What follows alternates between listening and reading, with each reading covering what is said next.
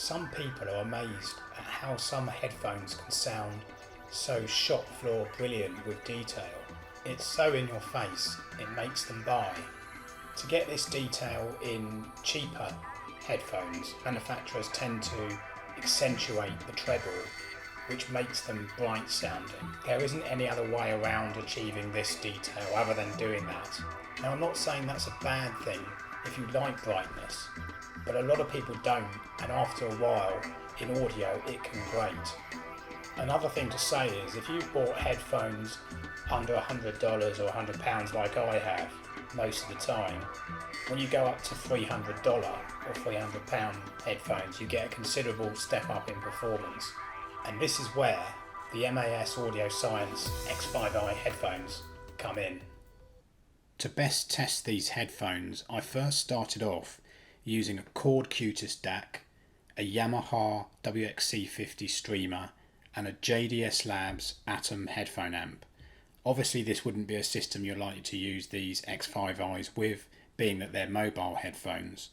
I tried Tidal with the Yamaha Musiccast app, as well as playing music off a NAS drive via Ethernet.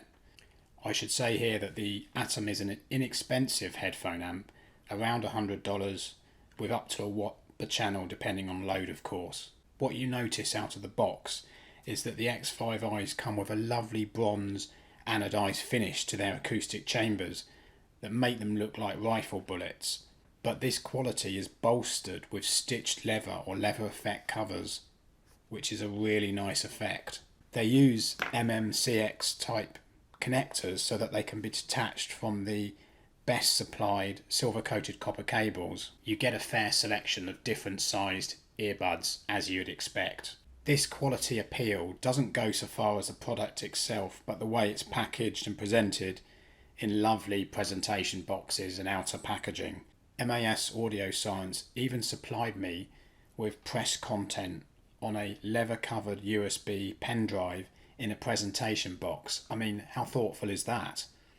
I was also given their Bluetooth cable, and you simply disconnect the IEMs and pair them to this new cable. You charge it with a USB socket and you can use the inline mic with your phone. As well as the desk-based system I've mentioned, I've used these headphones in various configurations. First off, direct to an iPhone or an inexpensive portable music player, I used the FIIO X1 Mark II, which costs about $100 or £100. But to get the best out of these headphones on the move, you want to either pimp your phone's headphone amplifier or its DAC, or preferably both. The Audioquest DragonFly Cobalt, which I've tried, does do both. It's Audioquest's latest headphone amp, preamp and DAC. The Cobalt acts both as a headphone amp and preamp, as the preamp output is enough to drive easy to drive headphones like these X5i's direct. If you use it as a preamp, you can use a 3.5mm to 2 RCA cable to connect it to a headphone amp like the JDS Labs Atom amp that I'm using. I tried the DragonFly Cobalt with an inexpensive Audioquest Evergreen cable. I think it cost about £35. Whilst on this subject, if you want to check out my article about all the DragonFly models and a comparison to each other and some of the competition and what they do for sound quality, go to my website and check it out. To use the DragonFly Cobalt, you have to use an Apple USB 3 camera adapter to your iPhone, so you can plug the DragonFly into the adapter's USB socket.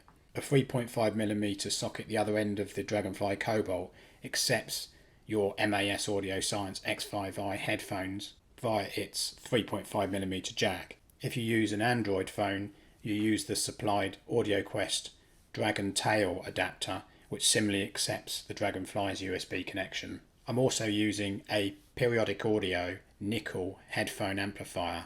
You can use it without the DragonFly just as a headphone amp, where you hook up a short 3.5mm interconnect cable between the phone and the nickel amp, and then your headphones plug into the output socket. The nickel charges in about half an hour. It lasts about 8 hours in total, and it will turn on automatically as you plug in the 3.5mm cables. It does significantly boost the headphone output of my iPhone SE as well. I also tried the nickel headphone amp with the DragonFly Cobalt, hooking up the input of the nickel from the 3.5mm output of the Cobalt. One thing to bear in mind is that Dragonflies do eat batteries, so if you're using the DragonFly Cobalt or other Dragonflies in the range, I'd very much recommend carrying a battery pack with you. I use a simple Sandstrom battery pack that does about 3 or 4 charges of an iPhone SE. All these connections might make using headphones whilst walking difficult, but sitting down on planes, trains or automobiles, you would definitely get value out of using these add-on devices. And now for something completely different.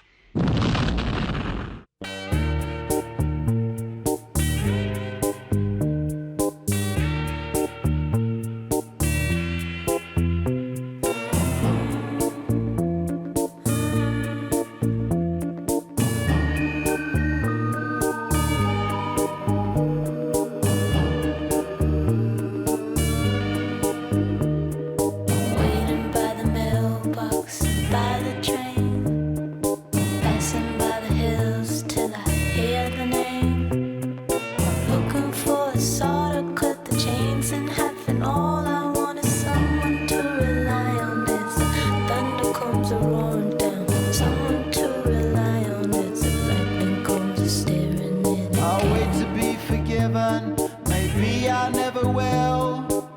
My star has left me to take the bitter pill. That shattered feeling, well, the cause of it's a lesson learned. Just don't know if I could roll into the sea again. Just don't know if I could do it all. I've listened to these headphones in the various setups I've mentioned, and what is so noticeable after trying them out is how articulate they are with tone. They're neutral, they're refined, they're rich, and they're also very speedy. And they appeal to a hi-fi type sound. They're a hi-fi type headphone.